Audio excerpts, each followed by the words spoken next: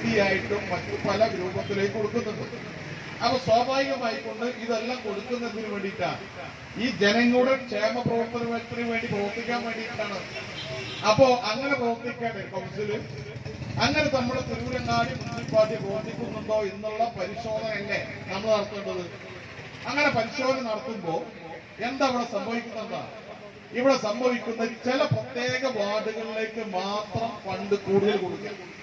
അപ്പൊ ഫണ്ട് ചില പ്രത്യേക വാർഡുകളിലേക്ക് കൊടുക്കുമ്പോൾ എന്താ സംഭവിക്കാൻ പോകുന്നത് മറ്റു വാർഡുകളിലെ ഫണ്ട് കുറയും. ആ കുറയുമ്പോ അവിടെ നിന്നും ജനങ്ങൾ എങ്ങോട്ട് നികുതി കൊടുക്കുന്നുണ്ട്, നമ്മുടെ മുനിസിപ്പാലിറ്റിയിലേക്ക് നികുതി കൊടുക്കുന്നുണ്ട്. അപ്പൊ അവരെടുത്തുനിന്ന്, ഉദാഹരണത്തിന് നമ്മുടെ ഇന്ത്യ രാജ്യത്ത് നികുതിയും അതിലെ മറ്റുള്ള പല വരുമാനങ്ങളായിക്കൊണ്ട് ഇന്ത്യ ഗവൺമെന്റ് ഖജനാവിലേക്ക് ഫണ്ടെത്തുന്നുണ്ട്. കേരളത്തിൽ പോകുന്ന നല്ല ഫണ്ട്. പക്ഷെ കേരളത്തിലേക്ക് അതിന് ആനുപാതികമായിക്കൊണ്ട് നമുക്ക് റിട്ടേൺ വരുന്നില്ലെങ്കിൽ അത് എന്താണ്, ജനാധിപത്യപരമായ നല്ല ഒരു ഫെയർ റൂളിംഗ് അല്ല അത് നടക്കുന്നത് എന്നുള്ളതാണ് അതിന് മനസ്സിലാക്കുക. അപ്പൊ സ്വാഭാവികമായിക്കൊണ്ട് അതിനെതിരെക്കൊണ്ട് പ്രതികരണം വരില്ലേ. ഇവിടെ ഇത് പരാമർശിച്ചു പോകുന്നതിന് പ്രധാനപ്പെട്ട കാരണം എന്താ? പ്രധാനപ്പെട്ട കാരണം നമ്മുടെ ഡിവിഷനില് ഇവിടുത്തെ വികസന സ്റ്റാൻഡിംഗ് കമ്മിറ്റി ചെയർമാന്റെ, വികസനകാര്യ സ്റ്റാൻഡിംഗ് കമ്മിറ്റി ചെയർമാന്റെ ഒരു വാർഡുണ്ട്. 22ാം ഡിവിഷനാണ് ഞാൻ മനസ്സിലാക്കിയിടത്തോളം, 22ാം ഡിവിഷൻ. ആ 22ാം ഡിവിഷനില് ഈ വരുമാനം എത്ര ചെലവഴിച്ചു എന്നുള്ളത് നിങ്ങൾക്ക് പറയാൻ പറ്റും.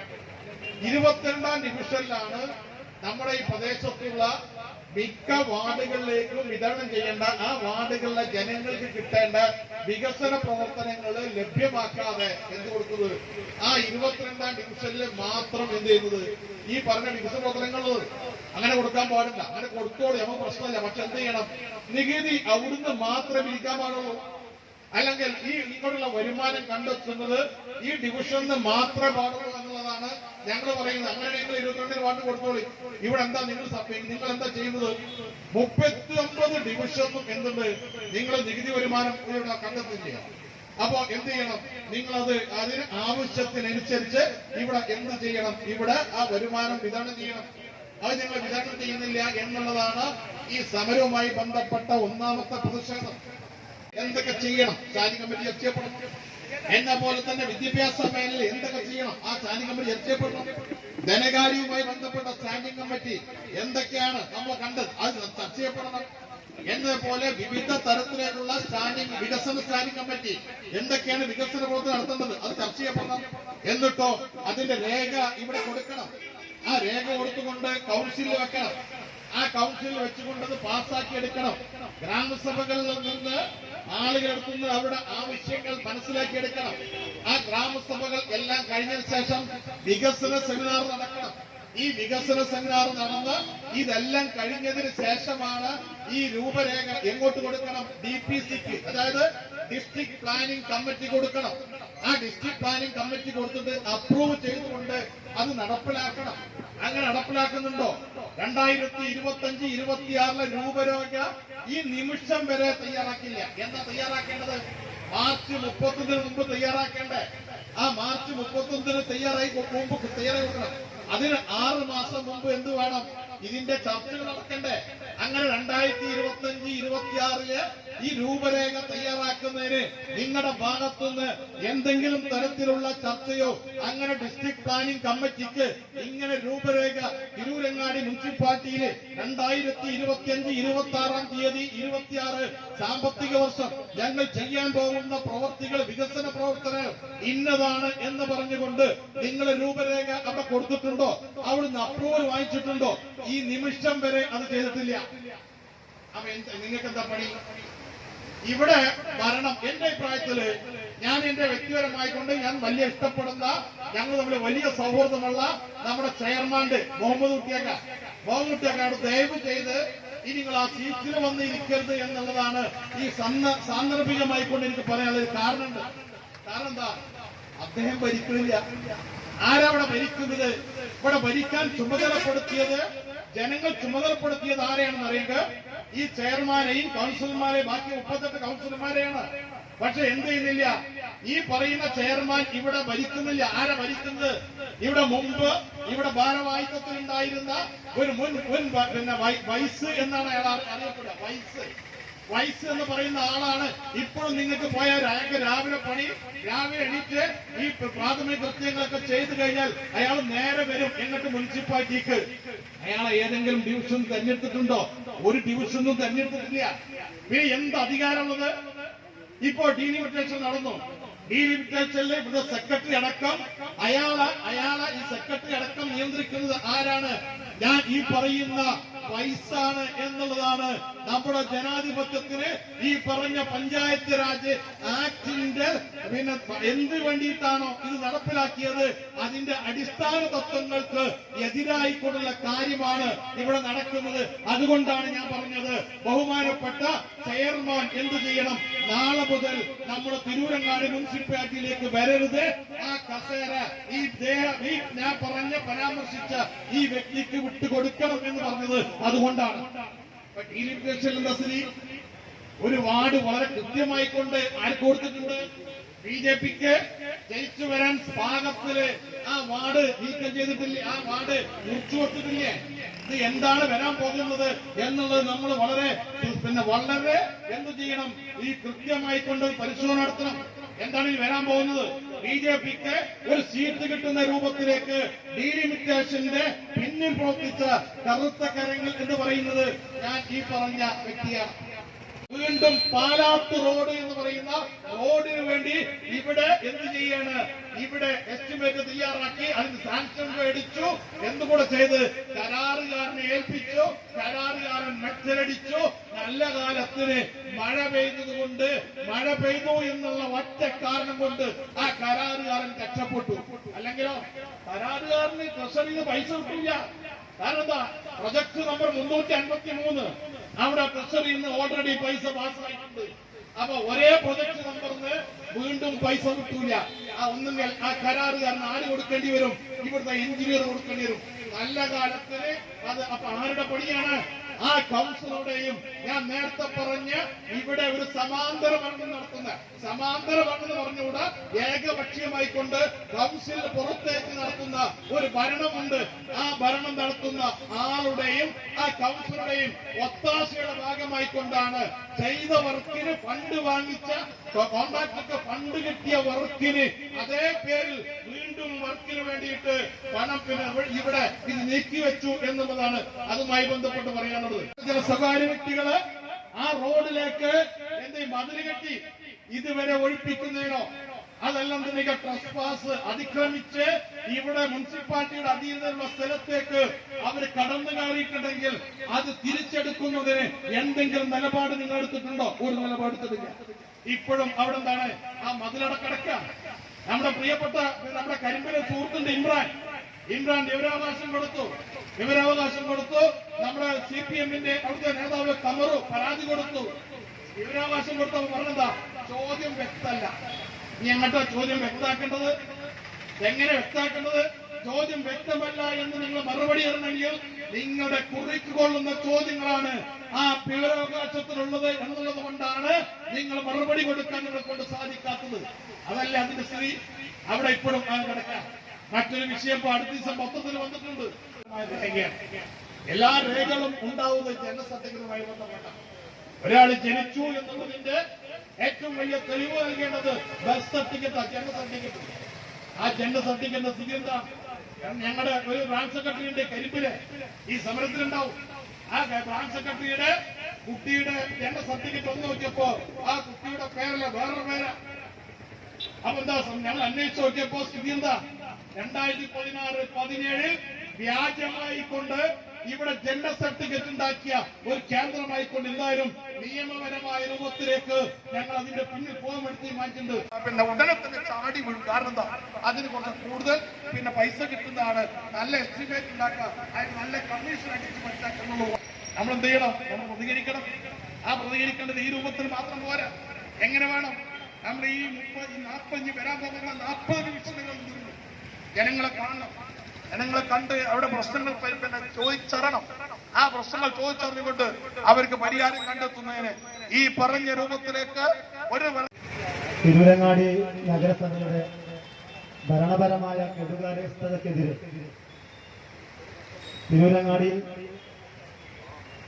തിരൂരങ്ങാടിയിൽപ്പെട്ട വിവിധ ജനവിഭാഗങ്ങളുടെ ഉൾപ്പെടുത്തിക്കൊണ്ട് രൂപീകൃതമായ ടീം പോസിറ്റീവ് എന്ന സംഘടന ഇവിടെ ധർണാ സമരം നടത്തുകയാണ്.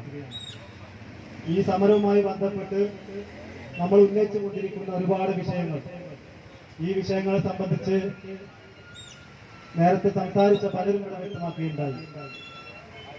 കഴിഞ്ഞ തവണത്തെ ഭരണസമിതിയിൽ 5 വർഷക്കാലം ഇരുന്ന ഒരു വ്യക്തി എന്ന നിലയ്ക്ക് ഇവിടെ സൂചിപ്പിച്ച എല്ലാ കാര്യങ്ങളും അണുവിടവിടാതെ സത്യമാണ് എന്ന് ബോധ്യമുള്ള ഒരാളാണ് ഞാൻ. അതുകൊണ്ട് തന്നെ ഈ നഗരസഭയിൽ ഒരു ഭരണ സംവിധാനം ഉണ്ടെങ്കിലും ഈ ഭരണ സംവിധാനത്തെ നിയന്ത്രിക്കുന്നത് പുറമേ നിന്നുള്ള ഒരു വ്യക്തികളോ അതല്ലെങ്കിൽ ഒരു കൂട്ടം ആളുകളോ ആണ് എന്ന കാര്യത്തിൽ യാതൊരു തർക്കമില്ല. തെരഞ്ഞെടുക്കപ്പെട്ട ആളുകൾ നോക്കി നിൽക്കെ തന്നെ അവരുടെ കണ്ണിൽ പൊടിയിട്ടുകൊണ്ട് ഏതെല്ലാം തരത്തിലുള്ള ക്രമക്കേടുകൾ കാണിക്കാൻ പറ്റുമോ അത്തരത്തിലുള്ള എല്ലാ ക്രമക്കേടുകളും കാണിച്ചുകൊണ്ടാണ് ഈ തിരൂരങ്ങാടി നഗരസഭാ ഭരണം മുന്നോട്ട് പോയിക്കൊണ്ടിരിക്കുന്നത്. നമ്മുടെ നാട് അഭിമുഖീകരിക്കുന്ന, നാട്ടുകാർ അഭിമുഖീകരിക്കുന്ന ഒരു വിഷയത്തിലും ഇടപെടാതെ തങ്ങൾക്ക് തോന്നിയ രീതിയിലുള്ള ഭരണ സംവിധാനം, തങ്ങൾക്ക് തോന്നിയ രീതിയിലുള്ള ഫണ്ട് വിനിയോഗം, തങ്ങൾക്ക് തോന്നിയ രീതിയിലുള്ള ഗുണഭോക്തൃ വിഹിതങ്ങൾ, അത്തരത്തിലുള്ള ഒരുപാട് വിഷയങ്ങളിൽ ഈ നഗരസഭ വളരെയധികം പിന്നോട്ടാണ്. ഈ നഗരസഭ വളരെ പിന്നോട്ടാണ്. അതേസമയം തന്നെയാണ് ഈ റോഡുമായി ബന്ധപ്പെട്ട വിഷയം. ഒരു മഴക്കാലം വരുമെന്ന് നമുക്ക് തീർച്ചയായും അറിയുന്നതാണ്. ഈ മഴക്കാലപൂർവ്വ ശുചീകരണം നടത്താത്ത കേരളത്തിൽ തന്നെ ഒരു നഗരസഭ ഉണ്ടെങ്കിൽ, അല്ലെങ്കിൽ ഒരു തദ്ദേശ ഭരണ സ്ഥാപനം ഉണ്ടെങ്കിൽ അത് തിരൂരങ്ങാടി നഗരസഭ ആയിരിക്കും എന്ന കാര്യത്തിൽ യാതൊരു തർക്കവുമില്ല. വളരെ വിശദമായി തന്നെ ഇതുവരെ സംസാരിച്ച എല്ലാവരും പറഞ്ഞു. 1-2 കാര്യങ്ങൾ ഓർമ്മിപ്പിക്കാൻ വേണ്ടി മാത്രമാണ് ഞാൻ ഉദ്ദേശിക്കുന്നത്. ഒന്ന്, കഴിഞ്ഞ ദിവസം ഡിവിഷൻ 11, ഞാനടക്കം ഉൾപ്പെടുന്ന ഡിവിഷൻ, അവിടുത്തെ പ്രവർത്തകർ വിളിച്ചിട്ട് നിങ്ങളൊന്ന് ഈ പുഴയുടെ തീരത്തേക്ക് വരണം എന്ന് പറഞ്ഞപ്പോൾ ഞങ്ങൾ ഒന്നായിട്ട് അവിടെ ഒന്ന് പോയപ്പോൾ കണ്ട കാഴ്ച, ഞങ്ങൾ നിൽക്കുമ്പോൾ വരുമ്പോൾ ഇങ്ങനെ മഴയൊന്നും പെയ്തിട്ടില്ല. അന്ന് മഴയുടെ തൊട്ട് മുമ്പാണ്, ചെറിയ കാറ്റമഴയൊക്കെ വന്ന് ഇങ്ങനെ പോകുന്ന ആ കാലം.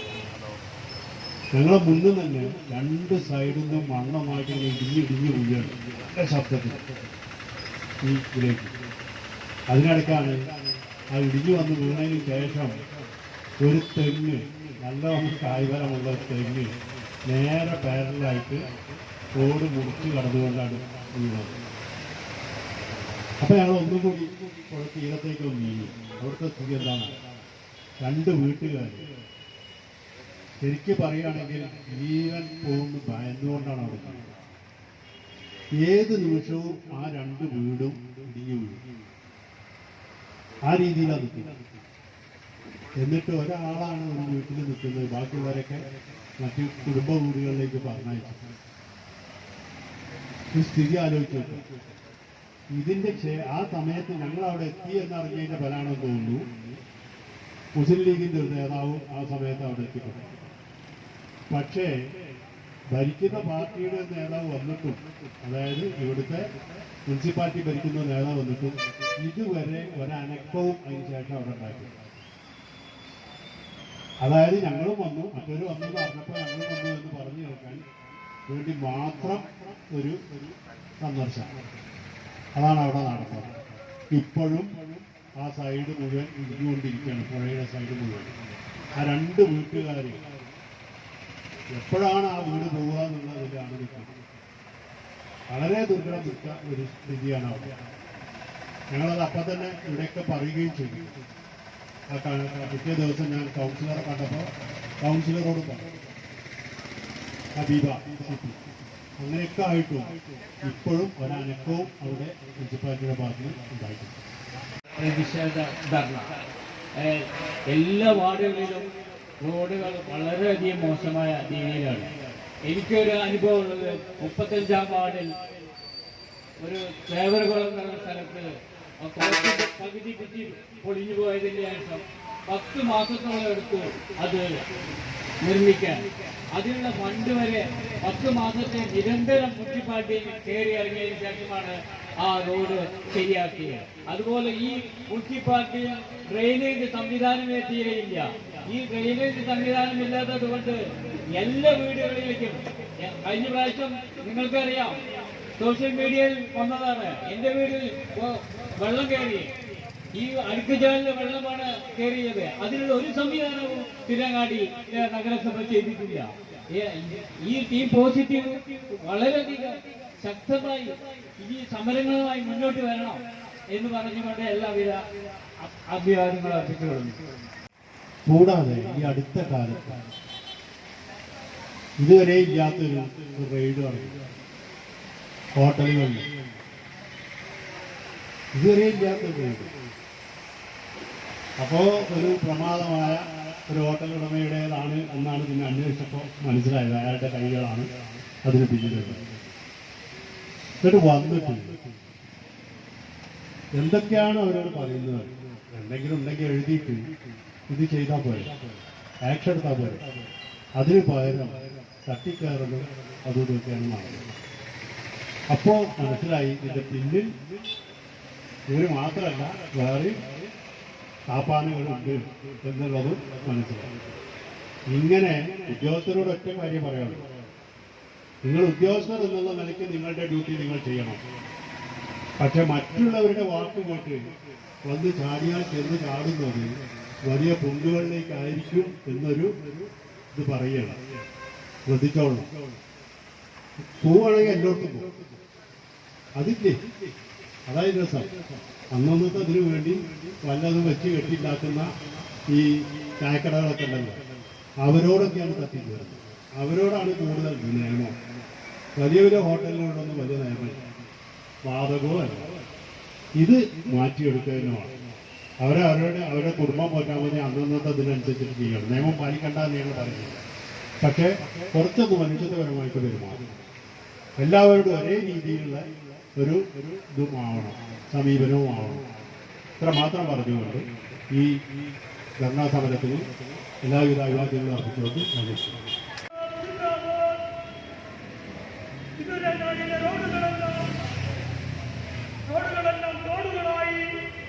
ഭരണസമിതിയുടെ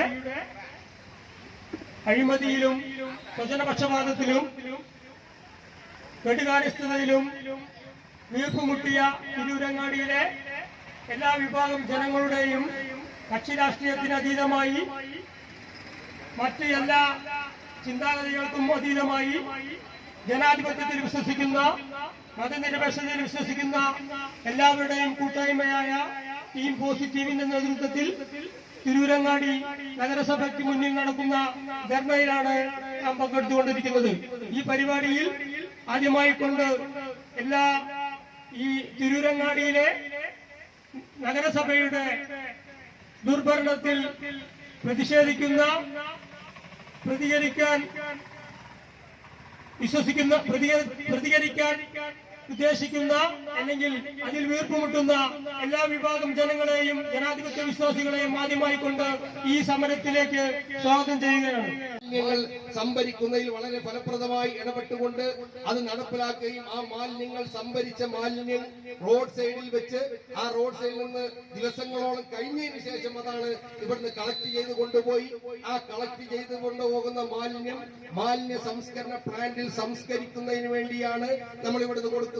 പക്ഷെ ദൗർഭാഗ്യകരമെന്ന് പറയട്ടെ, ആ മാലിന്യങ്ങൾ അവിടെ കുന്നുകൂട്ടിയിട്ട് അവിടെ മഴ പെയ്യുമ്പോൾ ചളിക്കുളമായി പരന്നൊഴുകി അവിടെ പുലർക്കാലങ്ങളിലൊക്കെ വേനൽക്കാലത്തൊക്കെ പുലർക്കാലങ്ങളിൽ അത് കത്തിച്ചത് മൂലം അതിന്റെ പുകപടലങ്ങൾ അവിടെ കെട്ടിക്കിടക്കുകയും കണ്ണാടിത്തളം തോന്നത്തെ പുതിയ ആ പ്രദേശത്ത് ഇതിന്റെ അസ്വരസ്യങ്ങൾ ഈ പുകപടലം അന്തരീക്ഷത്തിൽ ഉയർന്നു നിന്നതിന്റെ ഫലമായിക്കൊണ്ട് ഉണ്ടായിട്ടുള്ള ഒരുപാട് പ്രയാസങ്ങൾ പ്രദേശവാസികൾ ഈ മുനിസിപ്പാലിറ്റിന് മുമ്പിൽ കക്ഷി രാഷ്ട്രീയത്തിന് അതീതമായി സമരം നടത്തുകയും ഞങ്ങൾ 3 മാസം കൊണ്ട് ആ മാലിന്യ പ്ലാന്റിന്റെ പദ്ധതി പൂർത്തീകരിക്കുമെന്നുമൊക്കെ വലിയ വായിൽ വർത്തമാനം പറഞ്ഞ പല ആളുകളെയും ഇന്നിവിടെ കാണാനില്ല എന്നുള്ളതാണ് നമുക്ക് ഒരു വസ്തുത. കൃത്യമായി ഇടപെട്ടുകൊണ്ടോ സമയബന്ധിതമായി ഇത്തരത്തിലുള്ള കുണ്ടും കുഴികളും അടച്ചുകൊണ്ട് അത് വേനൽക്കാലത്ത് തന്നെ അത് ക്ലിയർ ചെയ്ത് പോകാത്തതിന്റെ ദുഷ്ഫലമായിട്ടാണ് ഇന്ന് നമ്മുടെ ഈ പ്രദേശത്തുള്ള ഇതുപോലെ തന്നെയാണ് കിഴക്കൻ മേഖലയിലെയും റോഡുകൾ വെന്നീരായാലും കാച്ചടി ആയാലും കരിമ്പിലായാലും ചുള്ളിപ്പാറയായാലും കക്കാടായാലും ഒക്കെ ഇത്തരത്തിലുള്ള റോഡുകൾ വ്യാപകമായി പ്രാദേശികമായിട്ടുള്ള റോഡുകൾ ഞാൻ നേരത്തെ സൂചിപ്പിച്ച പോലെ ലിങ്ക് റോഡുകളായിട്ടും ബൈപ്പാസ് റോഡുകളുമായിട്ടൊക്കെ നമ്മൾ ഉപയോഗിച്ചു കൊണ്ടിരിക്കുന്ന ഇത്തരം റോഡുകൾ നശിച്ച് പാതാളത്തിലായിട്ട് ഒരു അനക്കവും ഇല്ലാതെ ഒരു ഉളുപ്പും ഇല്ലാതെ ഇവിടെ ഭരിച്ചുകൊണ്ടിരിക്കുന്ന ഈ നഗരസഭയുടെ ഈ ജനവിരുദ്ധ നിലപാട് തുറന്നു കാണിക്കുന്നതിന് വേണ്ടിയിട്ടാണ് ഇത്തരത്തിലുള്ള പ്രതിഷേധ ധർണാ സമരം നമ്മളിവിടെ സംഘടിപ്പിക്കുന്നത്. ഇത്ര ശതമാനം കമ്മീഷൻ വികസന സ്റ്റാൻഡിംഗ് കമ്മിറ്റി ചെയർമാന്റെ പോക്കറ്റിലേക്ക് പോകുന്ന എന്താണ് കമ്മീഷൻ പറ്റിയാൽ? കമ്മീഷൻ പറ്റിയ ഒന്നുമില്ല. തെരുവുളക്ക് അറിയാലോ നമുക്ക്, പല തെരുവുളക്കുകളും ഇന്നും എന്ത് ചെയ്യാണ്, ഒരു മിന്നാമിനിന്റെ വെട്ടം പോലും നൽകാത്ത രൂപത്തിലേക്കാണ് ചിലത് കത്തുന്നേയില്ല. കത്താത്ത തെരുവുളക്ക് അത് കത്തിക്കുന്നതിനാവശ്യമായ ഇടപെടൽ നടത്തുന്നുണ്ട, ഒരു ഇടപെടലും നടത്തില്ല. അപ്പൊ ഇടപെടൽ നടത്താത്തത് എന്തുകൊണ്ടാ? സ്വന്തക്കാർക്ക് കൊടുക്കും. ആ സ്വന്തക്കാരെന്താ കൊടുക്കേണ്ടത്? ആ സ്വന്തക്കാര് ഇവർക്ക് ആവശ്യമായ കമ്മീഷൻ കൊടുത്തു കഴിഞ്ഞാൽ അതിന്റെ ഗുണങ്ങൾ നോക്കണ്ട, മറ്റൊന്നും നോക്കണ്ട, അത് വേണ്ട രൂപത്തിലേക്ക് കടന്നുപോകും.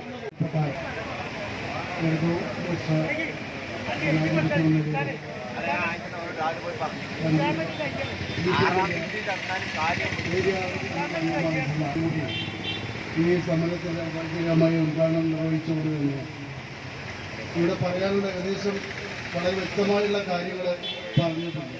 അതോടൊപ്പം തന്നെ ഈ നമ്മുടെ യോഗത്തിൽ അധ്യക്ഷൻ വെച്ച നൗഫൽ, ചോദ്യം പറഞ്ഞ മനോജ് അടക്കമുള്ള ആളുകൾ പറഞ്ഞു കഴിഞ്ഞിട്ടുണ്ട്.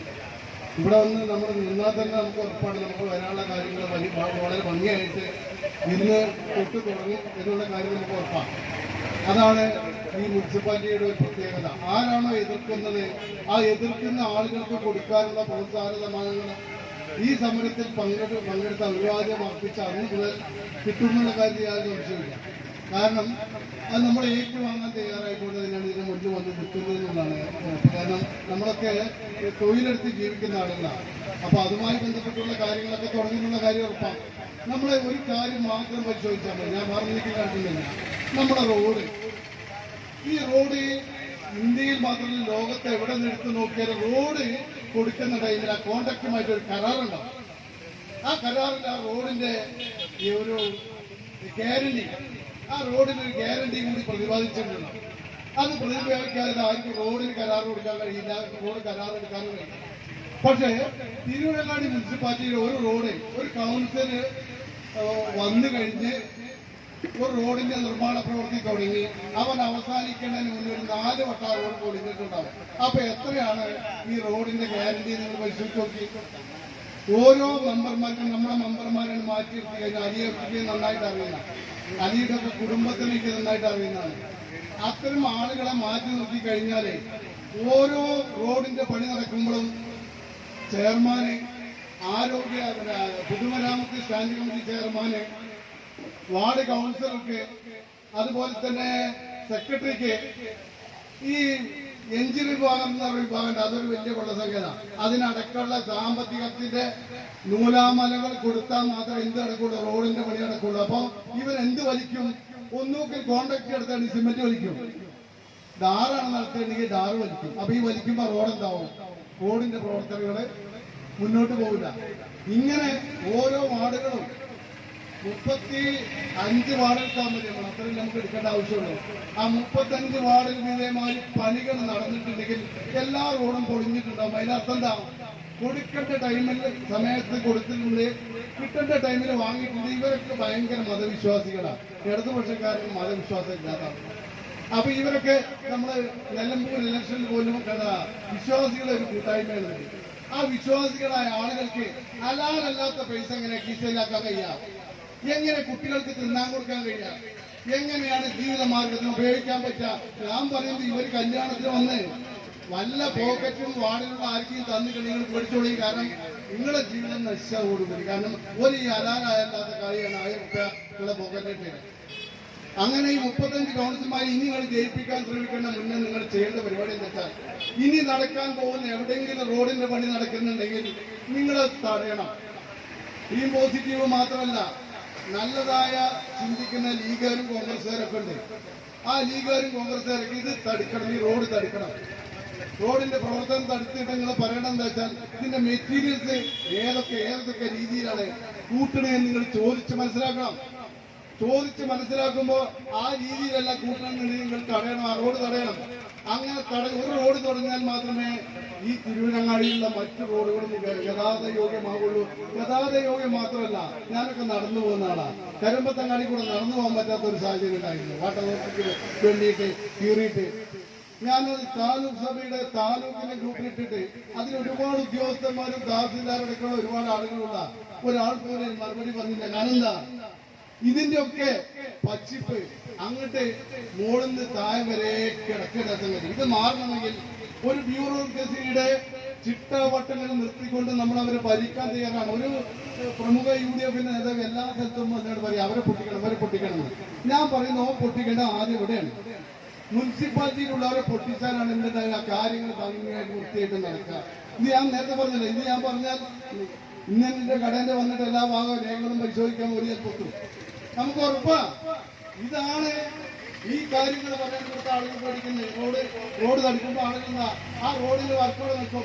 വർക്ക് നിന്ന് അങ്ങനെന്താ പറയാ, വർക്ക് നിന്ന് ഞങ്ങൾ പറയാം ഓനെ കൊണ്ടാണ് വർക്ക് നിന്ന് പറയും. പക്ഷെ 1 മാസമോ 6 മാസമോ കഴിഞ്ഞ് റോഡ് പൊളിയുമ്പോൾ കൗൺസിൽ ഞങ്ങൾ കുറ്റം പറയില്ല. കുറെ കൗൺസിലർമാർ കഴിഞ്ഞ ഒരു 5 വർഷം വെച്ചാൽ ഞങ്ങളൊക്കെ വിളിക്കാറുണ്ട്. വിവിധ രാഷ്ട്രീയ പാർട്ടിക്കാരെ പഞ്ചായത്ത് മുനിസിപ്പാലിറ്റിക്ക് വിളിക്കും. എന്തെങ്കിലും കടത്തരം ചെയ്യുകയാണെങ്കിലും ഞങ്ങളൊക്കെ വിളിക്കും. അപ്പൊ ഞങ്ങൾക്ക് പറയാതെ പറയും. ഇപ്പൊ അടുത്ത കാലത്ത് ഈ കൗൺസിൽ വന്നതിന് ശേഷം സെൽഫി എടുക്കുന്ന പരിപാടിയാണ്. ഫുൾ ആളുകൾ ചേർന്ന് സെൽഫി എടുക്കുക. കൗൺസിലർമാര് അവിടെ മുനിസിപ്പാലിറ്റി എവിടെ നിന്നാലും സെൽഫി എടുക്കുക. സെൽഫി എടുക്കണ കുറെ ലീഡേഴ്സ് കൗൺസിലർമാരെ ഉണ്ടാക്കിയിട്ട് അവര് സെൽഫി എടുക്കുന്നതിനല്ലാതെ എന്താണ് മക്കൾ ഇവിടെ നടക്കുന്നത്? ഒന്നും നടക്കുന്നില്ല. അതിന് പ്രതികരിക്കാൻ ആളുകൾ പ്രതികരിക്കാൻ നിങ്ങൾ തയ്യാറായാൽ നിങ്ങൾ വിശ്വാസപരമായി ഞാൻ പറഞ്ഞോ ഇന്ന് വെള്ളിയാഴ്ച തുടങ്ങുന്ന അല്ലീസ നമ്മൾ ഈ സമരം തുടങ്ങുന്ന അല്ലീസ സത്യസന്ധമായി ജീവിക്കുന്ന ആളുകൾ, സത്യസന്ധമായി പെരുമാറുന്ന ആളുകൾ പള്ളിയിൽ പോകുന്ന ദൈവത്തോട് ഒരു പ്രതിനിധി കാട്ടാനാണ് കുറെ ആളുകള് ഈ തരത്തേക്ക് പോകണ എന്തിനാ അഭിനയിക്കാനാണ്. ആ ഒരു പുണ്യ ദിനത്തിൽ നല്ല ജനങ്ങൾ പോകുന്ന ഈ പുണ്യ ദിനത്തിൽ നമ്മൾ ഈ സമരം ഏറ്റെടുത്തു കഴിഞ്ഞാൽ നമ്മൾ ഈ സമരം വിജയിക്കണമെങ്കിൽ എന്ത് വേണം? ഈ കൗൺസിൽ നമ്മൾ മറച്ചിടാൻ ലീഗരും കോൺഗ്രസുകാരും തയ്യാറായി കൊടുക്കുക. അത് മറച്ചിട്ടോളും. പക്ഷെ നമ്മൾ കൂടി കൊടുത്താൽ മതി. വളരെ ഭംഗിയായിട്ട് ആ ഒരു സമര പരിപാടി നമ്മൾ ഏറ്റെടുത്ത് മുന്നോട്ട് പോകുമ്പോൾ നമ്മളെന്തായിരിക്കണം? നമ്മുടെ നീയായിരിക്കണത്, നമ്മുടെ ലക്ഷ്യം ഒന്നായിരിക്കണത് നല്ലൊരു സൽഭരണം കാഴ്ചവെക്കാനാണ് നമ്മൾ നീങ്ങുന്നുള്ള ഉത്തമ ബോധ്യം നമുക്ക് ഉണ്ടായിരിക്കണം. ഞാൻ ഇവിടെ നിന്ന് യോഗത്തിലുള്ള ആളെ ഡോക്ടറാണ് OP യിലുള്ളത് എന്നുള്ളത് എല്ലാവരും ഒരു പണിയും അതേമാതിരി തന്നെ വേറൊരാളെ പണി വാട്ടർ അതോറിറ്റിന്റെ ടാങ്കിന്റെ വർക്ക് അതിന്റെ മേലേക്ക് സ്ലാബ് കൊണ്ടിട്ടുണ്ടോ, അവിടെ പൈപ്പ് ഫിറ്റ് ചെയ്യുന്നുണ്ടോ, അതിങ്ങനെ പോസ്റ്റിടാം. ഈ 2 പണികളെ ഇവിടെ നടക്കണുള്ളൂ. വേറെ ഒരു പണി നടക്കണില്ല മുനിസിപ്പാലിറ്റിയില്.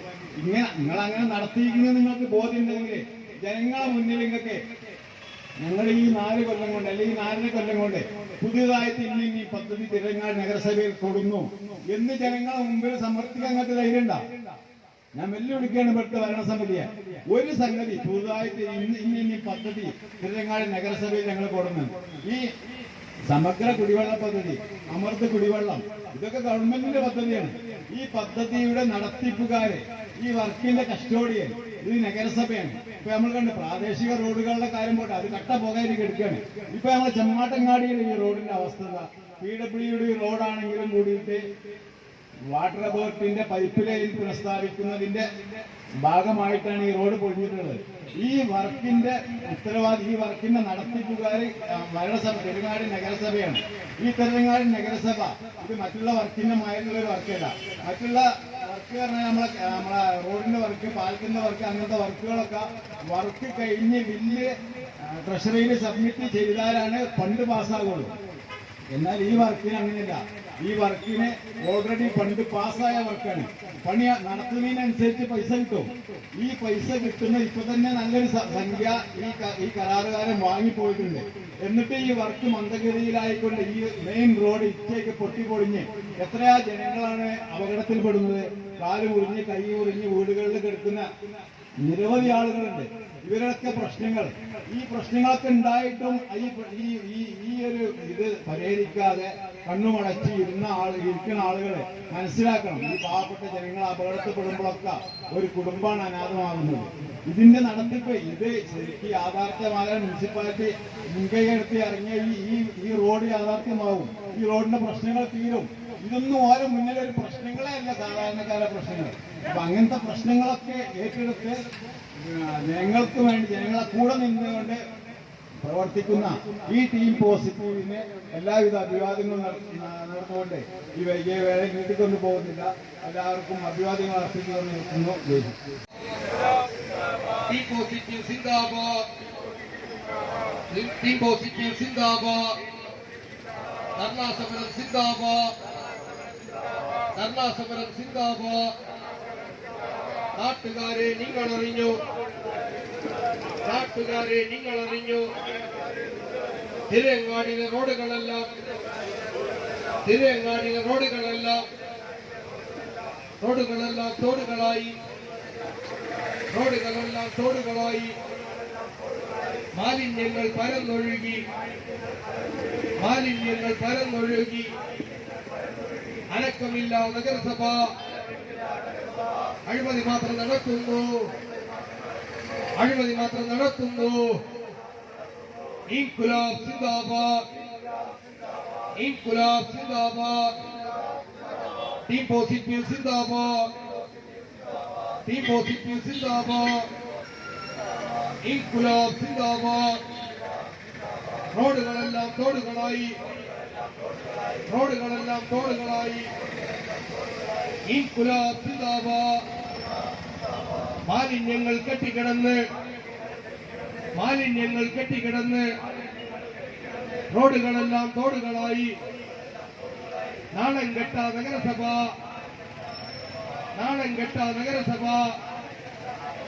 രാജിവെച്ച്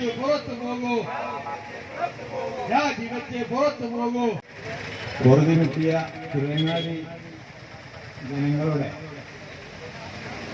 ആവശ്യങ്ങൾ ഏറ്റെടുത്ത് അത് യാഥാർത്ഥ്യമാക്കി കൊടുക്കുന്നതിനായി എല്ലാ രാഷ്ട്രീയ അഭിപ്രായ വ്യത്യാസങ്ങളും മാറ്റിവെച്ചുകൊണ്ട് തിരുവങ്ങാടി നഗരസഭയിലെ വ്യത്യസ്ത രാഷ്ട്രീയ പാർട്ടികളുടെ കൂട്ടായ്മയായ ടീം പോസിറ്റീവ് നടത്തുന്ന തിരുവങ്ങാടി നഗരസഭയ്ക്കെതിരെയുള്ള പ്രതിഷേധ സംഗമത്തിലാണ് നമ്മളെല്ലാവരും ഒരുമിച്ച് കൂടിയിട്ടുള്ളത്. സമയം ഒരുപാട് വൈകിയിട്ടുണ്ട്, വെള്ളിയാഴ്ചയാണ്. പ്രാദേശിക ഭരണകൂടം എന്ന ഈ സംവിധാനം നമ്മുടെ നാട്ടിലെല്ലാം രൂപീകൃതമായത് എന്തിനാണെന്ന് വെച്ചാൽ നമുക്കെല്ലാവർക്കും അറിയാം. തിരുവങ്ങാടി നഗരസഭയെ മാത്രമല്ല എല്ലാ ജനങ്ങൾക്കും ഗവൺമെന്റിന്റെ ആനുകൂല്യങ്ങൾ സുതാര്യമായ രീതിയിൽ ലഭിക്കുന്നതിന് വേണ്ടിയാണ് പ്രാദേശിക ഭരണകൂടങ്ങൾ പ്രവർത്തിക്കുന്നത്. എന്നാൽ നമ്മുടെ നഗരസഭയിൽ ഗവൺമെന്റിന്റെ ആനുകൂല്യങ്ങൾ, അതുപോലെ തന്നെ നഗരസഭയുടെ ആനുകൂല്യങ്ങൾ എല്ലാ ജനങ്ങളിലേക്കും സുതാര്യമായി എത്തുന്നില്ല എന്നൊരു യാഥാർത്ഥ്യം നമ്മളെല്ലാവരും മനസ്സിലാക്കണം. കാരണം വളരെ ശോചനീയമായ അവസ്ഥയെക്കുറിച്ചാണ് തിരുവരങ്ങാടി നഗരസഭയിലെ ഡിവിഷൻ ഇപ്പോൾ ഉണ്ടായിക്കൊണ്ടിരിക്കുന്ന 40 ഡിവിഷനുകളിലെയും ജനങ്ങളുടെ നിർബന്ധപ്രകാരം ജനങ്ങളുടെ പൂർണ്ണമായ സഹായ സഹകരണം കൊണ്ട് രൂപീകൃതമായ ഒരു കൂട്ടായ്മയാണ് ടീം പോസിറ്റീവ്. ഇൻഷാ അല്ലാഹ് ടീം പോസിറ്റീവിന്റെ സമര പരിപാടികൾ, അതിന്റെ ചൈത്രയാത്ര, നഗരസഭ കാണിക്കുന്ന ഈ ജനങ്ങളോട് കാണിക്കുന്ന വഞ്ചനാപരമായ സമീപനങ്ങളെല്ലാം അതിനെതിരെ ശക്തമായ സമരവുമായി ടീം പോസിറ്റീവ് മുന്നിലുണ്ടാകും. ഈ പ്രദേശത്തെ തിരൂരങ്ങാടി നഗരസഭയിലെ ജനങ്ങളുടെയും ഇപ്പോൾ ഭരിക്കുന്ന പല ആളുകളുടെയും സഹായ സഹകരണത്തോടെ ഇൻഷാ അല്ലാഹ് ഞങ്ങളുടെ ജൈത്രയാത്ര മുന്നോട്ട് പോകും എന്ന് മാത്രം പറഞ്ഞുകൊണ്ട് ഈ പരിപാടിക്ക് എല്ലാവിധ അഭിവാദ്യങ്ങളും അർപ്പിച്ചുകൊണ്ട് ഞാൻ നിർത്തുന്നു. ജയ് ഹിന്ദ്.